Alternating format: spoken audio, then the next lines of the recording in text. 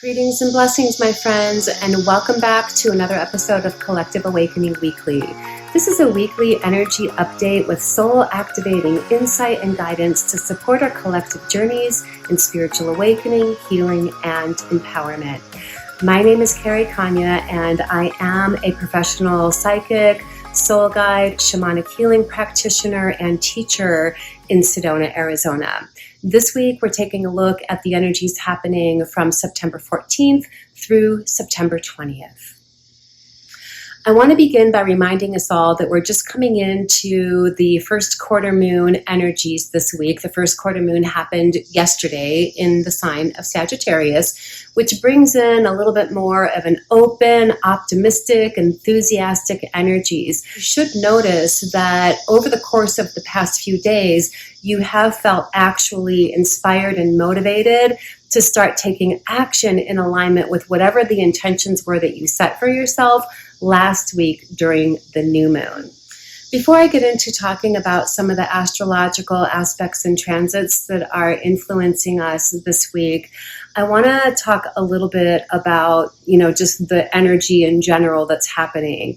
Obviously, we're all still moving through different layers of craziness happening in the world. In certain levels, we are sort of living in unprecedented times. But the thing that I want to talk about, and I think that if you take some time to pause and reflect, you'll sense this, feel this, or just have an awareness of this, that there continues to be this polarization happening.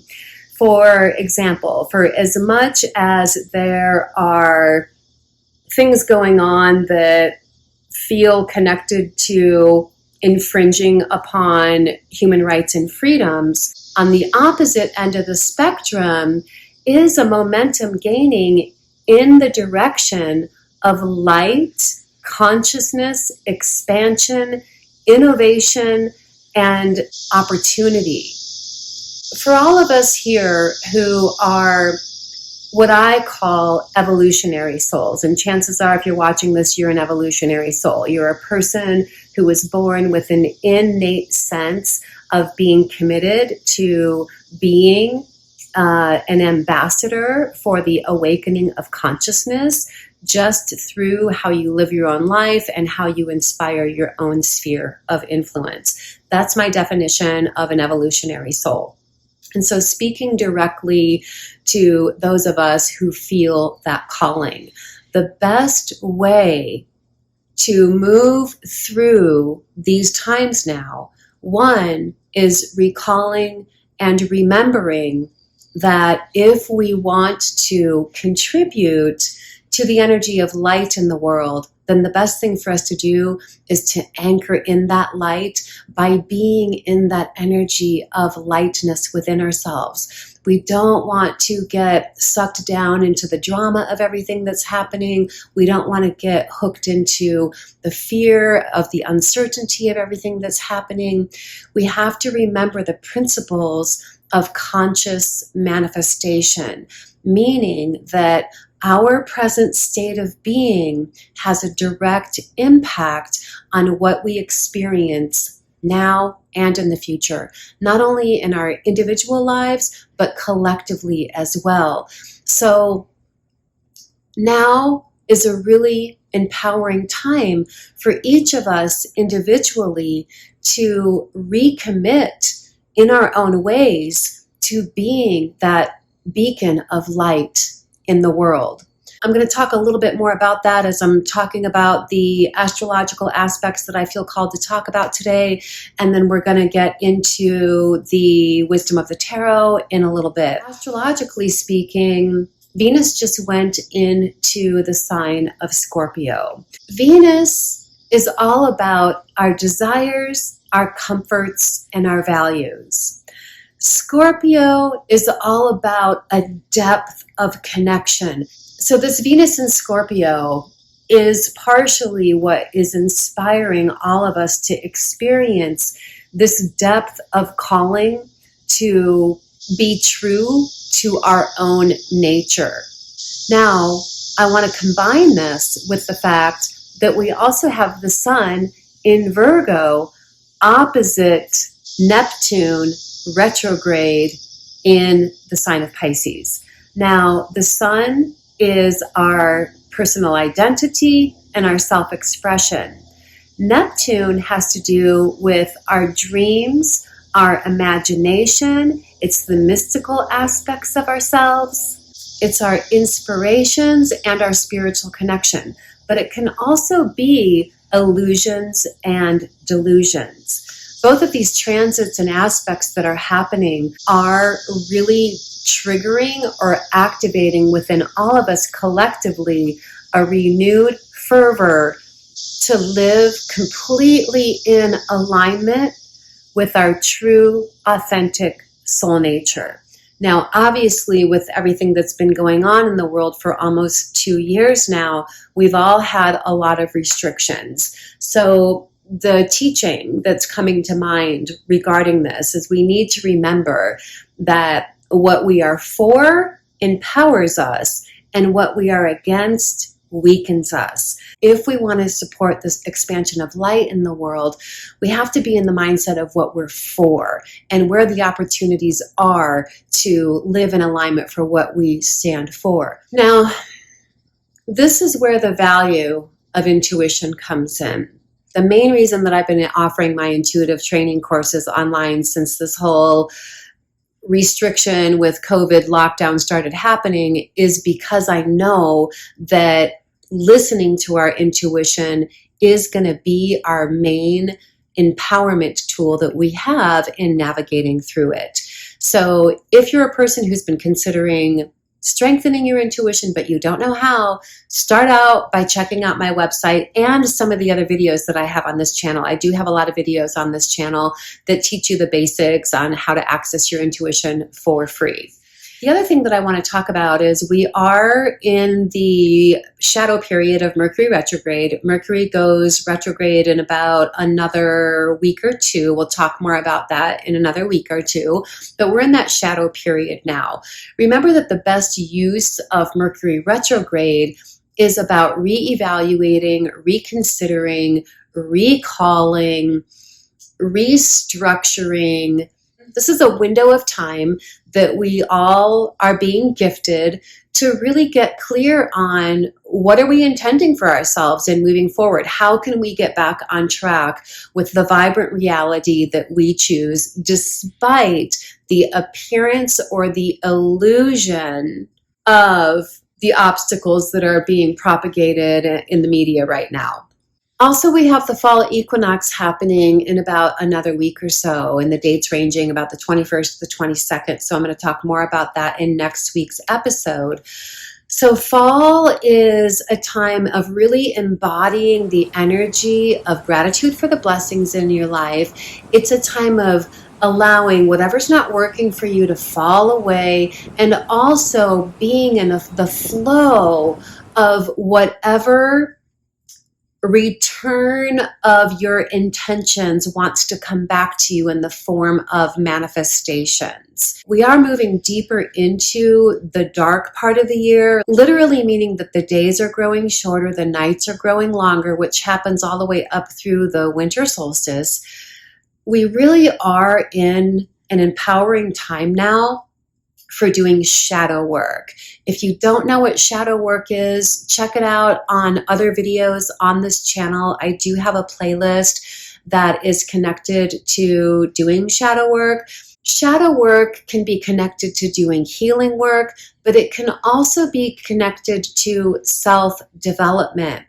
And as we are moving into this next season, ask yourself, where am I feeling compelled to do some energy clearing, releasing? What healing work am I being compelled to do? And what self-development work am I being compelled to do? With the energies that are happening this week, we're just now sort of getting the little trickle-ins of these inspirations and considerations. So it's a good week to jot down some notes, do some journaling, think ahead a little bit, almost like planning for inner work that you want to be doing in the coming months. A really good way to leverage the energies that are going on right now is through recommitting yourself to what you feel as being your authentic soul nature and your highest and best path. So some of the consideration or the reconsideration or the reevaluating that we're doing more than likely is going to be along the lines of, okay, well, what does that mean to me? We have to know what that means to us before we can step on that path. And the energies this week are really supportive of that. Actually, the energies of the rest of this month are supportive of that. Let's go ahead and delve into additional sacred wisdom teachings that want to come through the cards. Okay, guys, I'm going with a little bit of a different setup here today as per your requests. Some of you have let me know that you really love when I show the cards more. So I'm going to start doing that in the segment. I'm going to start by shuffling them as I usually do. And as I'm shuffling, I'm intending that the information that comes through today is coming from only the highest sources of light and guidance possible, and that everything is clear and in alignment with our highest and best paths forward, individually and collectively. I'm going to be working with 4 cards today as I usually do. And since we are in the midst of the first quarter moon energy, the tarot spread that I'm looking at is in alignment with the energies of the first quarter moon. So the first card we're going to look at is revealing the energies that are anchoring right now. So let's just see what wants to come up here, what wants to come through. Feels like it's this one. Okay, when the 6 of Swords comes up, this is moving on, moving forward. Now, when you look at the symbolism of the card, you can see that on this side of the boat, the water is a little bit choppy. On the other side, the water is nice and smooth. The swords indicate mental energy. It can indicate a little bit of an energy of self-defeat that comes through shadow thinking. Shadow thinking, in my terminology, is thoughts that are connected to fear, worry, concern, things like that. So the figure here, you can see, is a little bit shrouded, slumped over, in the energy of doubt. And there's a child snugged up next to her, also seeking a sense of security. Now, on one level, this really speaks to the energy that a lot of us are experiencing right now with everything that's been going on, not only in our country, but globally, with all of the imposed restrictions that really are infringing on our human rights. We're all feeling a little bit down and out. We're all feeling a little bit unsure of how to move forward. And so the figure here represents a force of energy that we can rely on to bring us forward. Sometimes when this card comes up within a reading, it can mean a literal friend that you have that you can rely on for support and forward movement in your life. But in this sense, I feel that this friend we can rely on to bring us into a safe passage is that intuition that I spoke of earlier. Now, this card is assigned to the number 6. 6 is the number of balance, harmony.